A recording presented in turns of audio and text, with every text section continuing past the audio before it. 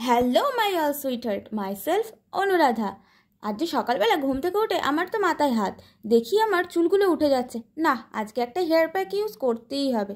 তাই আমি এখন দৌড়ে দৌড়ে নিচে চললাম, কারণ ঘুম থেকে উঠতে অনেকটাই লেট হয়ে গেছে। নিচে গিয়ে চান খাওয়া হাগামোতা সব সেরে নিয়ে মিক্সির বাটিটা নিয়ে চললাম এখন আগের দিন রাতের ভিজিয়ে রাখা মেথি, চাল আর কালো জিরেটাকে পেস্ট করব বলে।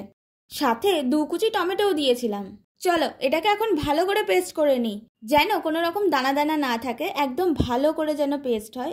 একবার পেস্ট করে দেখলাম মোটামুটি হয়েছে, তাই চামচ দিয়ে একবার খুঁচিয়ে আবার জল দিয়ে আবার বসিয়ে দিলাম পেস্ট করতে।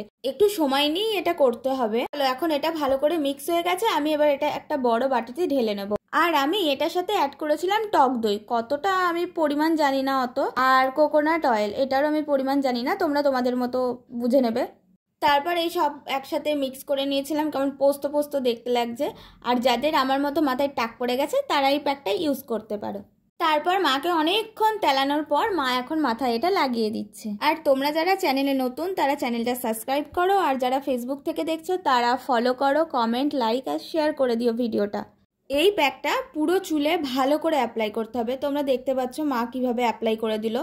এখন এটা কিছুক্ষণ রাখতে হবে, ওই 1 ঘন্টা রাখলেই এনাফ। গাইস, কখন কখন কখন কখন এটা শুকাবে, কখন 1 ঘন্টা হবে? ইয়ে, ফাইনালি 1 ঘন্টা হয়ে গেছে। চলো এবার আমি এটাকে ধুয়ে ফেলবো। মাকে বললাম মা একটু শ্যাম্পু করে দাও। মা বললো তুই কি এখনো বাচ্চা আছিস?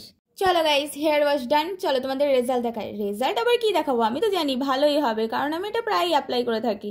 ইদানিং 4-5 মাস কিছু কারণের জন্য ইউজ করা হয়নি। তোমরা কি দেখতে পাচ্ছ চুলটা কি সুন্দর শাইন করছে?